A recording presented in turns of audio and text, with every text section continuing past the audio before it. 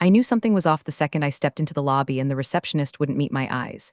And I mean wouldn't like her pupils were magnetically glued to a crack in the marble floor. I hadn't even set my purse down when an Outlook ping hit my phone. Urgent performance review. 9:15 a.m. Conf. RM4C.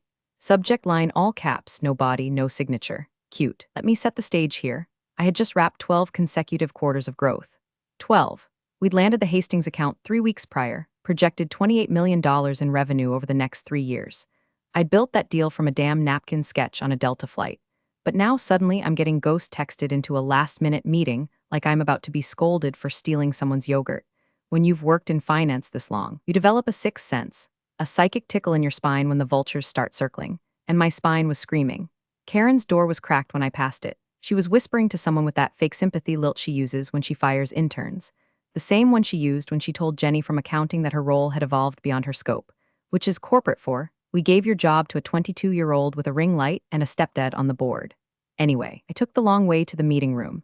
Not out of fear, just strategy. Gave myself time to breathe, scan the halls, and clock who was avoiding me. A few guilty heads turned. One guy I'd mentored for 5 years literally ducked into the copy room, and that's when I knew it was happening. I slipped into my office and opened the locked drawer. My original contract. 8 pages of legalese, 3 of which I'd renegotiated after Q4 last year. I flipped to clause 11C. Read it, reread it, ran my finger over the initials. Karen's, Brian's, mine, it was still there, my parachute, my kill switch. My insurance against exactly the kind of amateur hour screw job I was about to walk into. I folded the papers, slid them into my leather portfolio and stood up. Adjusted my jacket, smiled into the mirror just once. Then walked out. Now, if you've made it this far, you're even remotely curious about how this all backfired for them in the most expensive, public, gloriously irreversible way, go ahead and hit that subscribe button. Maybe even drop a like. It keeps the stories rolling, and honestly, watching their downfall again in 4K deserves a little applause, don't you think? Back in the hallway, I passed the mural the CEO had commissioned after our Series D funding closed. A grotesque, backlit monstrosity of innovation. Funny, he never included the women who actually closed the deal. Just a bunch of stock photo models in VR goggles. When I got to conference room 4C, the blinds were already drawn. Karen was inside, sitting stiffly with 2 HR reps who looked like they'd just dry swallowed thumbtacks. Not a laptop in sight, no water, no printed reports, no performance discussion to be had, just the guillotine waiting for its cue. Victoria, Karen said, with this grimace that was trying to pass as empathy. Thanks for joining on such short notice. Of course, I said. I always make time for my team. Nobody smiled. She gestured to the chair. I didn't sit. There was a paper in front of her, one sheet, typed. I bet my 401k it was my termination notice. Karen cleared her throat like she was about to announce my dog had died. So I'll just get right to it. We're restructuring, and unfortunately, your position is being eliminated effective immediately. This decision is final and has been approved by leadership. Leadership, she meant Brian, who hadn't even bothered to show his boyish, botoxed face. I nodded slowly. No tears, no protest, just took a breath and said, understood. Karen blinked, surprised. Maybe she expected a meltdown, a scream, maybe even a beg, poor thing, she didn't know me at all. I'll need your badge, she added, almost apologetically. I handed it over, smiled, of course. And just like that, I was no longer an executive at Arcshire Financial. Except that wasn't true, not yet, because what Karen didn't realize, what none of them did, is that firing me one day before my bonus vested didn't save the money. It triggered a clause, clause 11C, which meant they didn't just owe me $4 million. They owed me double, plus damages, but they'd find that out soon enough. I left conference room 4C like I was headed to lunch. Calm, collected, like the pink slip in my hand was just a damn Panera receipt. Karen stayed behind, probably sweating through her blazer, praying I wouldn't make a scene. HR didn't even follow me. They just sat there like mannequins in a discount suit showroom, waiting for their next restructure. I passed my office and didn't even glance at it. They'd box my things for me, or they'd toss them in the supply closet and pretend they never knew I was here. That's how this game works. You don't build empires, you get rented by them. Then discarded the second your value outpaces your obedience. But what Karen, and Brian especially, never understood was that I never played by their rules. I just let them think I did. Instead of heading for the elevators down to the parking garage, I swiped into the executive lift and punched the button for floor 45, legal and compliance. I'd spent enough time up there during the Hastings deal to know who still had a soul behind their NDA-stamped eyes. The receptionist barely looked up until I dropped my leather folder onto her desk. Tell Aaron Patel I'm here, I said. She blinked. Do you have an appointment? I just got fired, I said with a smile. He'll want to see me. Aaron was an assistant counsel who used to shadow me during negotiations. Smart guy. Sharp. Once asked me if he should go private sector or stay and rot in corporate. I told him to stay just long enough to know where the bodies are buried and who buried them. 10 minutes later, I was in his office. He closed the door behind us and gave me that same deer-in-headlights look I'd seen in the mirror the day I found out Brian got the CEO role after I practically built the pipeline he was now strutting around on. "You okay?" he asked. "They let me go," I said, effective immediately. No cause cited. No severance beyond standard. No mention of the incentive clause, his brow furrowed. Which clause? I opened the folder, flipped to the page, and handed it to him. Clause 11C, paragraph 3, subsection A. He scanned it once, then again slower. His face didn't change, but his eyes sharpened like a camera coming into focus. "Did you add this during your Q4 renegotiation?" They initialed every page. Brian even asked what the multiplier line meant. I told him it was to cover transitional risk if I left. He shrugged. Aaron sat back in his chair. "Victoria, this clause is airtight. If they fired you within 24 hours of vesting, they owe you the full bonus, plus 50% of your final year's base, plus damages if contested in arbitration." "Correct," I said, and it wasn't just Brian. Karen knew. She signed the implementation memo last December. I have the PDF with her metadata on the drive. Timestamped, notarized, backed up. 3 copies. Aaron let out a soft, horrified laugh. "They thought they could short-circuit the payout by axing you a day early? They think termination voids obligation. But the clause activates because of the termination. This is going to melt faces upstairs," he muttered. "I'm not here for revenge," I said. "I'm here for enforcement." He nodded slowly. "You want this escalated to lead counsel? I'd prefer if it came from you." At first, quietly. "You've got relationships, I don't. And I'd rather the collapse happen from the inside out, not some LinkedIn spectacle." Aaron didn't say much after that. Just took a photo of the page, scanned my folder, and emailed himself the annotated packet. As I stood to leave, I said, "Don't worry about being on the wrong side of this." The wrong side was the one that thought I'd roll over. Outside his office, I didn't head to the garage. Not yet. I needed to make one more stop. I passed by the pantry on 43, saw 2 interns whispering over iced coffees, eyes wide like they'd seen a ghost. Word travels fast when the queen gets guillotined. Back in the elevator, I looked at my reflection in the steel, smoothed my hair, adjusted my collar, took a breath. They thought they'd buried me, but I wasn't dead. I was loaded, armed with paper, and their signatures. And in less than 24 hours, those signatures were going to cost them more than they ever made pretending to be smarter than me. Legal floor always smelled like printer toner and burnt ambition, like dreams laminated and filed away next to compliance manuals nobody reads until they're subpoenaed.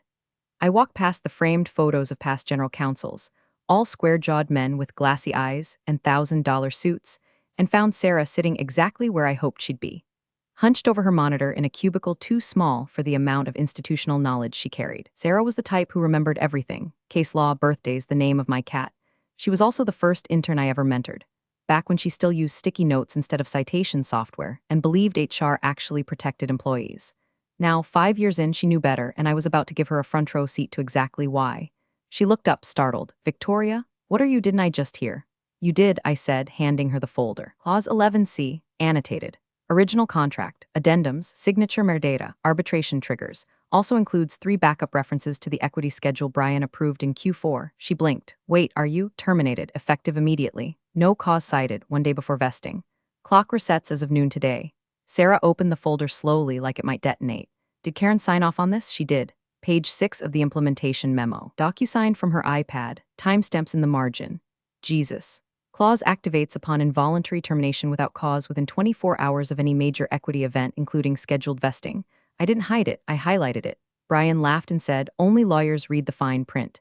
Sarah was already on page 3 when she stopped, blinked, read the paragraph again, then again slower. Her mouth opened like she was about to speak, but the words got lost somewhere between her gut and her ethics. This clause, yes, I said, triggers an accelerated payout equal to 2x the equity value, plus base, plus benefits continuation, plus indemnity provisions if they try to stonewall. "Victoria, this is delicious?" She looked up at me, both horrified and impressed. They thought they were being clever. They thought I wouldn't notice a last-minute firing with no severance discussion, no legal presence, no memo from compliance. They thought wrong. Sarah glanced toward the hallway. "Does Aaron know?" "He does. He's escalating to lead counsel, quietly. But I figured it wouldn't hurt if someone else started pulling the red thread too." She nodded, still absorbing it like her brain had just walked face first into a rake. Clause 11C, this language, it's surgical. I wrote it while recovering from pneumonia. Signed it in a hospital gown with Roman 4 in my arm. That's how far ahead I was playing. She shook her head, grinning despite herself. "Might want to run this up the ladder," she said, holding the folder like it was radioactive. I leaned in a little closer. "Sarah, this is one of those moments that defines you. You can flag it and pretend it's someone else's problem, or you can own it. Be the one who saw the fire coming and sounded the alarm." She didn't speak, but I saw the resolve slide into her posture like a metal rod. "I'll take it to Meredith," she said. "Right now, good." As I turned to leave, she asked, "What if they try to bury it?" "They can try," I said. "But it's already backed up in 3 places, with time stamps. One copy in Aaron's hands, one in my personal legal archive, and one," I paused, "in a drive labeled Brian's gift basket that automatically emails the full packet to the board if anyone modifies my employment record without a matching clause tag." Sarah's jaw dropped. "Are you serious?" I smiled. "They like to pretend I'm a file folder in heels. I let them. It's amazing what you can build in the dark if no one bothers to watch you closely." I walked out of legal like I owned the floor. Not a single person stopped me. Not one raised a hand or asked where I was going. That's the thing about quiet exits, people assume you've accepted defeat. But that morning, I wasn't leaving the building broken. I was leaving it booby-trapped, and someone had just tripped the wire. Karen stormed into the HR war room like she was auditioning for a panic attack. Red-faced, rapid blinking, already sweating through the silk lining of her blazer. She didn't even shut the door behind her. Just slammed her laptop on the table and barked, "We need documentation now." Across the table, Shelley from HR blinked like a turtle yanked from a pond. Documentation of what, exactly? Victoria's termination. Something that shows we had just cause. A waiver, a write-up, an incident log, anything. Shelley typed with 2 fingers, scrolling through an empty folder like it might magically populate with HR miracles. Karen, she's never even had a formal warning or a verbal coaching note. She's clean. Karen threw her hands up. There has to be something. She's building a case. She walked out of here way too calm, and now legal is, she stopped herself. Shelley's brow furrowed. Legal is what? Never mind, Karen snapped. Just keep looking. Downstairs in compliance, a quiet alarm had already started to ring. Sarah had passed the folder to Meredith, the board's lead counsel, who read it once, turned the color of skim milk, and requested a discreet but immediate review of Victoria's employment history, contract amendments, and compensation triggers. Meanwhile, Karen was now dialing extensions like her career depended on it, which, incidentally, it did. "Jerry, it's Karen," she said into her phone. "I need all the emails tied to Victoria's Q4 renegotiation. Contracts, internal approvals, equity schedules, everything." "What do you mean it's archived?" "Then unarchive it." At that same moment, Victoria was packing up her office upstairs. Not hurried, not angry, not even solemn, just methodical. Picture a surgeon cleaning their tools after a successful operation. She unplugged her docking station, folded her sweaters with geometric precision, and placed her old Rolodex. Yes, she still had one, into her leather tote like it was a relic of a better time. She glanced at the photo on her desk, her and her mother, 10 years ago, toasting with cheap champagne the day Victoria got the Arctron offer. "Be so good they have to notice," her mom had said. They noticed, just too late. Back in the bunker, Meredith stood silently behind Karen, who was now furiously scribbling something onto a notepad as if paperwork could reverse time. "Karen," Meredith said. Karen jumped like someone had dropped a gun on the table. "Yes." Meredith held up the packet. "Is this your signature on page 6 of the implementation memo?" Karen squinted. Yes, but I didn't read all the amendments. Brian just said we needed her to stay through Q4. Meredith raised an eyebrow. "And you initialed every page." "Well, yes. We were rushing to finalize headcount projections." Meredith tapped the folder. "Clause 11C. It triggers a payout that doubles the standard equity incentive if an executive is terminated without cause within 24 hours of a major equity event." "Wait," Shelley said from across the room. "She was due to vest tomorrow." "Exactly," Meredith replied. "You fired her today." The room fell into a silence so thick it could have choked a priest. "Technically," Meredith continued, "this wasn't just mishandled, it was catastrophic. Her contract is enforceable. She gave us notice of the clause. We have a timestamped record of when it was received. That makes it worse." Karen sat down hard as if gravity had remembered she existed. "We were trying to save the company $4 million, she whispered. Meredith's lips flattened. "You may have cost it 6. Maybe more." Somewhere around the same time, a calendar invite appeared on the board chair's assistant screen. "Subject, urgent, Victoria Owens Equity Clause Review. Priority highest. Sender, lead counsel." Back upstairs, Victoria zipped her bag shut, looked around her office one last time. It looked smaller now, like the walls had caved in slightly, like the space knew it had lost something it couldn't replace. She walked out with nothing but a tote, her heels clicking steadily against the tile. Past the photos of Employee of the Month winners, past the glass cases full of trophies for innovation and team excellence. She paused only once at the elevator. One of the new hires from marketing stood there awkwardly. "Hey, Victoria, is it true? They let you go?" She smiled politely. "That's the rumor. But you like you were the department," she shrugged. "Then I guess they're about to find out what life's like without it." Ding, the elevator opened. She stepped inside, turned, and just before the doors closed, she added, "If anyone asks, tell them to read Clause 11C. Then she vanished, and the real unraveling began. Victoria was sitting at a quiet corner table in a cafe 4 blocks from Arctron headquarters, one of those third-wave places where the chairs were reclaimed wood, and the coffee came with a paragraph about its origin story. She wasn't there for ambience. She was there for the Wi-Fi, the line of sight to the front door, and the peace of watching rich tech guys panic through Bluetooth headsets. She sipped slowly, checked her phone, and there it was. From Meredith Liu, lead board counsel subject. Clause 11C acknowledged time, 10:41 a.m. Victoria, we are currently reviewing your termination file and contract clause 11C. Your annotated documentation has been received. Timestamp confirms delivery. Will advise shortly. No apology, no flattery, just cold. Clipped legalese, the kind that meant they'd realized she hadn't been bluffing. She smiled, then opened her encrypted backup app. 3 versions of her contract sat there, as pristine as the day they were scanned. Every page annotated, every signature clean. Every single initial from Brian, Karen, and 2 members of the compensation committee logged, timestamped, and filed, complete with location metadata. She even had a screen recording of the Zoom meeting where the final equity plan was approved, complete with Brian sipping rosé and saying, yeah, whatever legal wants, just get her to stay through year-end. Across town, on the 44th floor of Arkshiren HQ, Meredith slid the packet across the glossy conference room table with the kind of gentleness you'd use to hand someone a live grenade.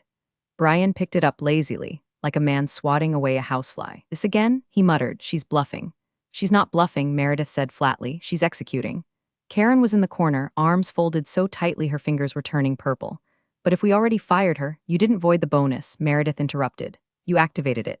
The clause explicitly states that termination without documented cause within 24 hours of a scheduled equity vest triggers accelerated payout terms. Brian blinked. We did that before it vested. That's the point.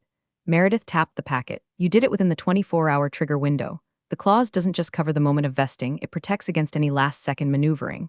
And you initialed that language yourself. Page 4, lower right corner. Timestamp 12:43 p.m., February 19th, during your Q4 board session. Brian's face dropped half an inch. No one reads that stuff. I thought legal was just being thorough. Meredith didn't even blink. We were. He flipped to the page, scanned it, and visibly flinched. Jesus. She also submitted her full termination file to Aaron Patel and Sarah Clark within 90 minutes of leaving the building. She has a digital trail that shows she notified 3 internal channels before your department even uploaded her exit memo. Karen let out a choked laugh. She was planning this. Meredith looked at her. Eyebrows raised. She was planning not to be robbed. Big difference. Back at the cafe, Victoria leaned back in her chair. It was that rare, electric feeling, vindication, but still wrapped in silence. The moment right before the world admits you were right. The pause before the storm understands it's about to rain in the wrong direction. Her phone buzzed again. From Sarah Clark, subject. FYI clause language circulating time. 11:07 a.m. Meredith has forwarded your clause file to the compensation committee and external counsel. Things are moving quickly. Not everyone is happy. Stay alert. Victoria tapped out a simple reply. Understood. Let me know if they attempt to amend anything retroactively. I have version history on every doc. Then she closed her email, opened a crossword puzzle app, and got to work on a 7-letter word for poetic justice. Inside Arkshiren, Brian was pacing now. So what's the damage? Meredith flipped through her notes. Standard payout was $4 million. Clause 11C adds a multiplier based on remaining unvested equity, plus a penalty for premature termination without cause, plus damages if she seeks arbitration. Ballpark it, he snapped. 6.5, she said, eyes cold. Assuming she doesn't push for more. Brian turned to Karen. You said this would save us money. Karen's voice was barely above a whisper. It was supposed to. They sat in silence. Then Brian muttered, fine, offer her a severance package, something clean, half of it, NDA, whatever it takes. Meredith didn't move. She already turned it down. What do you mean? She never asked for a settlement, Meredith said. She didn't even ask for mediation. She just submitted the clause, the timestamps, and the chain of signatures. Karen swallowed hard. Then what the hell does she want? And that was the question, wasn't it? Because Victoria hadn't asked for anything, which meant she already knew she didn't have to. The door to conference room Arkshiren slammed shut like a coffin lid. Inside, the temperature dropped 10 degrees and not from the air conditioning. Meredith Liu, the company's lead counsel, stood at the head of the table, eyes sharp, jaw locked. She wasn't wearing her usual courtroom smile or corporate charm lipstick. She was wearing war paint, subtle but unmistakable. Brian, Karen, and the full compensation committee were already seated, water untouched, notepads unopened. The silence was thick enough to stir with a fork. Let's get one thing straight, Meredith began, pulling a stack of printed documents from a leather folio and slapping them down like evidence in a criminal trial. This isn't a miscommunication. It's not an HR oversight. This is a ticking liability with a lit fuse we lit ourselves. Brian leaned back, trying to play it cool. Look, we know she's making noise, but she's bluffing. She's always been dramatic. She's not bluffing, Meredith snapped, louder than anyone expected. And this isn't drama. This is contractual suicide. She opened the folder and pulled out a single page, sliding it across the table to Karen. Page 6 of the Q4 amendment. Your signature. Karen didn't even look. I didn't read every line, you initialed every line, Meredith cut in. And so did Brian. You both signed off on Clause 11C, including the activation multiplier language, the vesting window clause, and the constructive termination trigger. Constructive termination? Brian repeated, brow furrowed. Means you fired her under circumstances designed to avoid paying her a contractual obligation, Meredith explained. Which, in the eyes of the law, is the same as firing her because of that obligation. Karen paled, but we fired her for restructuring. We didn't mention the bonus. That's precisely the problem, Meredith said. There's no cause documented, no performance flags, no disciplinary notes, no redundancy justification filed with HR. We walked her out 23 hours before a scheduled equity vest, without reason, and thought that would void her bonus. What it actually did was activate every financial protection she embedded in that clause. She turned to the rest of the room now. Gentlemen, ladies, this was not just a poor decision. This was a $6.5 million trigger wrapped in arrogance and fired like a starter's pistol. One of the committee members cleared his throat. Is this enforceable? Beyond enforceable, Meredith said. She has timestamps, backups, email trails, and metadata. Her termination was filed internally 37 minutes after she submitted her clause to legal and compliance. That creates the impression, legally and publicly, of retaliation. Brian muttered something under his breath and pushed his chair back like he was about to walk out. Meredith raised her voice. Sit down. He froze. He'd never heard her speak to him like that before. Meredith walked slowly to the touchscreen at the head of the table, tapped in a command, and brought up a document on the 80-inch display. The original equity agreement. Scanned. Digitally signed. She zoomed in. Clause 11C. In the event of involuntary or constructive termination within 24 hours preceding a scheduled equity vesting event, the subject shall be entitled to full vesting acceleration, immediate payout at current market value, and additional compensation calculated at 1.5x base salary. Arbitration shall be waived at the employee's sole discretion. A silence fell so loud it roared. Who the hell approved that clause? Someone whispered. Meredith tapped again. A signature line filled the screen. Board Chair Lawrence straightened. The room let out a collective groan. Brian's eyes went wide. Wait, Lawrence signed that? He did, Meredith said, back in 2019, before we'd closed Series B. Victoria wrote the clause as retention insurance. Lawrence agreed it was fair given her role in structuring our early compliance infrastructure. It sat untouched for 3 years, and now it's about to cost us the GDP of a small nation. Karen, barely above a whisper, why didn't we catch it? Meredith's voice dropped to a deadly calm. Because you never read the fine print. You were too focused on headlines and handshakes. Meanwhile, Victoria was writing her escape plan in plain sight. In ink, with your initials. The committee shifted uneasily. Someone finally dared to ask, is there a fix? Meredith shook her head. No clean one. If we try to settle now, it'll signal guilt. If we go to court, we'll lose. If we stall, she can escalate to the board. If we try to retroactively justify the firing, she's got version control data on every document, including yours, Brian, locked in her personal legal archive. She's been 10 steps ahead since the moment she handed you her badge. Brian slumped back in his chair. What does she want? Meredith stared at him. She doesn't want anything. That's the part you still don't get. She doesn't need anything. She already won. The call came in just after noon, while Victoria was sitting alone in the rooftop garden of her condo building. Her phone buzzed once, then again. She didn't recognize the number, but she knew who it was before she even touched the screen.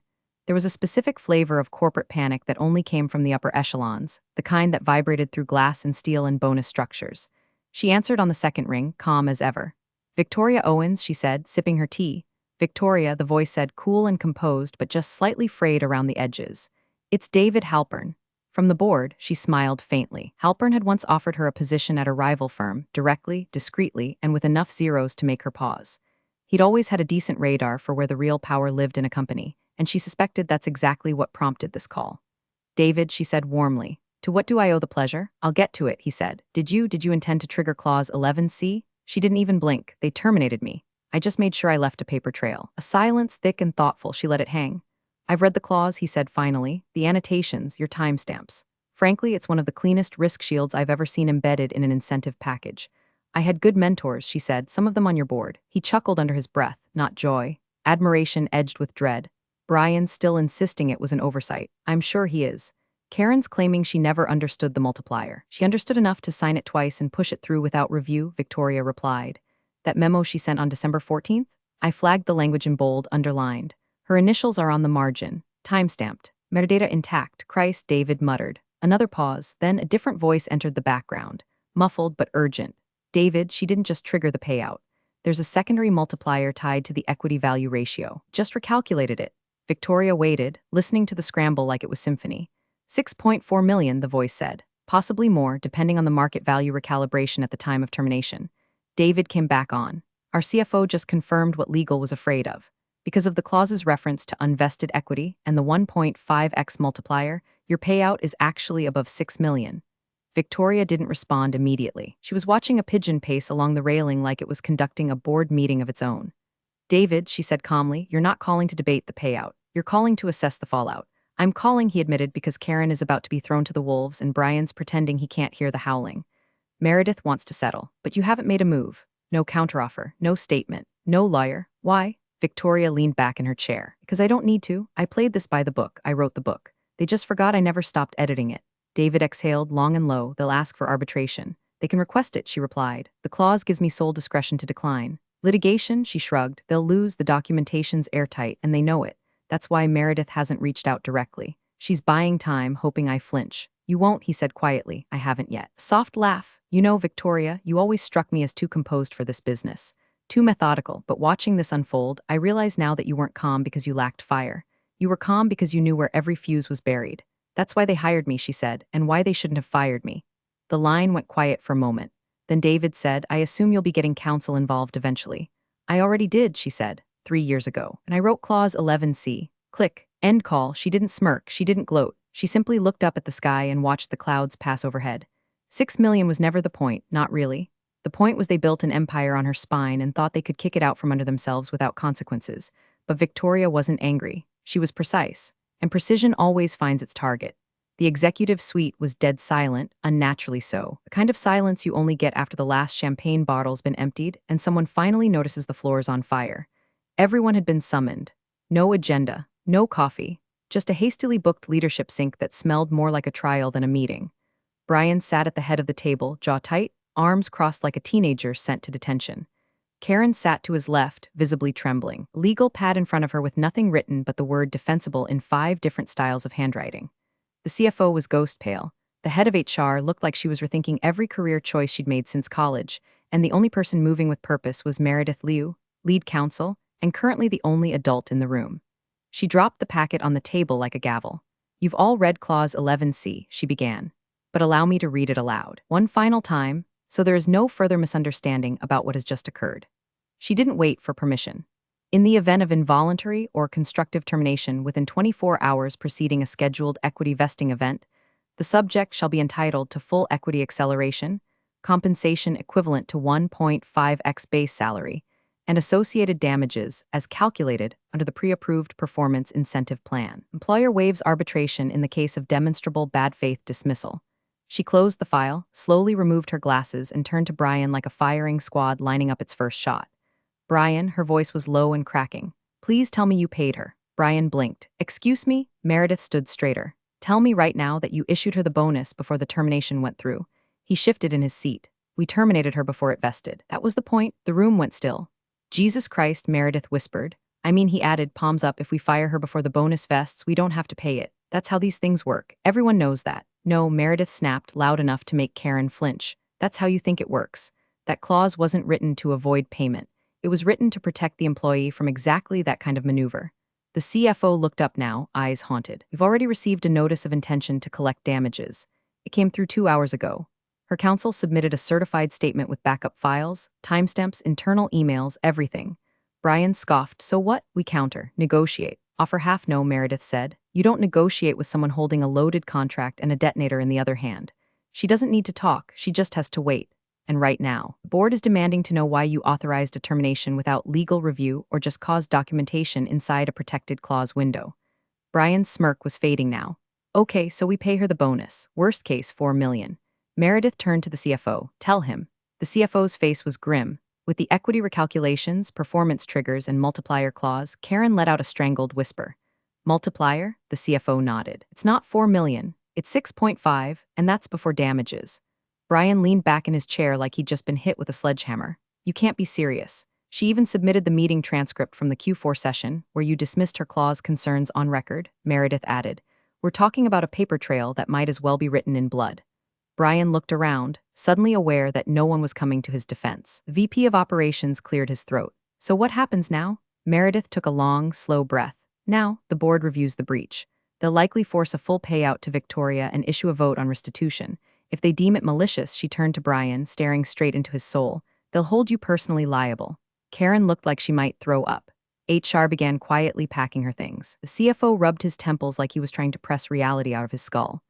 Brian finally found his voice again. She planned this. She set us up. Meredith's eyes narrowed. She protected herself. And you walked straight into the clause she warned you about. She didn't hide it. You just never read it. Silence fell again, colder this time. Heavier. The kind of silence you feel in your teeth. Then the board's secretary opened the door, hesitant, eyes wide. Apologies, she said. The chair's requesting your presence, all of you. Immediately. Meredith didn't move. She turned to Brian one last time. This wasn't a mistake. It was a masterclass, and you failed every test. Then she stood, gathered the contract packet, and walked out without waiting for him. Brian didn't move. Karen didn't breathe. The wolves were no longer howling. They were inside the building. The skyline outside Victoria's Austin hotel room was all glass, cranes, and ambition, every tower trying to outshine the next like a prom queen contest made of steel. She stood barefoot on the balcony in a robe that cost more than her first apartment rent, phone in one hand, a cool glass of something dangerously floral in the other. A notification pinged softly from her inbox. Subject: Settlement Package Arkshiran Financial from External Counsel on behalf of Board of Directors Attachment. Final Settlement Agreement. Payment confirmation $6,586,250 and 0 cents note. Please review and return signed NDA within 5 business days. No public disclosure permitted without express board consent. She didn't open the NDA, didn't need to. The numbers were there. The payment was real. The damage already done. Her old company hadn't even managed to spin it. No press release. No new direction announcement. Just a quiet purge disguised as restructuring. Karen was already gone, resigned to pursue new opportunities, per the company intranet. Everyone inside knew it was a mercy killing. As for Brian, reassigned. That was the word they chose. Rumor had it he was now leading innovation initiatives in a newly invented department that had neither a budget nor an office. Last week, one of her old team members leaked a photo of his new title badge. Read Executive Liaison, Internal Alignment. Translation: Exiled without ceremony. Victoria didn't return any of the voicemails, not Meredith's, not Sarah's, not even David Halpern's last-minute olive branch offer to connect her with some advisory boards. She didn't need their handshakes. She already had their signatures. And she was busy. Busy meeting with the executive team at Westridge Capital, who flew her in after hearing whispers about how she sank a CEO with a single clause. They weren't hiring her for a role. They were offering her a seat at the table. Partner track, strategy division, autonomy, equity, a pen, not just a signature line. But tonight wasn't about negotiations. Tonight was about punctuation. She sat down on a lounger by the rooftop pool, kicked her feet up, and took a picture. Sand-colored tile beneath her toes. A drink perched beside her with a ridiculous garnish poking out. In the background, the city gleamed like $1,000,000 apology. She opened her texts, scrolled until she found the last saved number from her Arkshiran days, the board chair, typed one sentence, clause 11C, line 22, then attached the photo. No caption, no emoji, just the final word. Line 22, if anyone had forgotten, was the clause's closing statement, written in her own phrasing when legal let her adjust the language after 2 late-night calls and a bottle of wine.